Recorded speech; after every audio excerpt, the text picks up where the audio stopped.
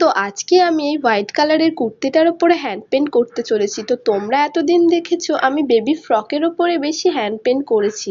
তো তাই ভাবলাম যে আমি আমার নিজের এই হোয়াইট কালারের কুর্তিটার ওপরে একটু হ্যান্ড পেন্ট করে দেখি কেমন লাগে।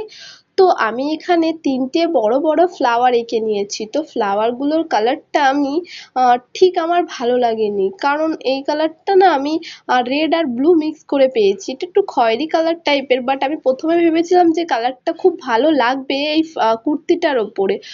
তো দেখছি না, কালারটা একদমই ভালো লাগছে না। তো তাই ভাবলাম যে শেষের দিকে যদি কিছু করা যায়।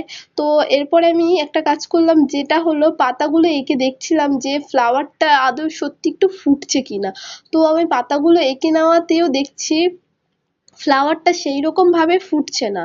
তো তারপরে ভাবলাম যে এর উপরে একটু পিঙ্ক কালার অ্যাপ্লাই করে দেখি। তো পিঙ্ক কালারটা যখন দিলাম তো তখন দেখো ফ্লাওয়ারটা সত্যি খুবই সুন্দর লাগছে।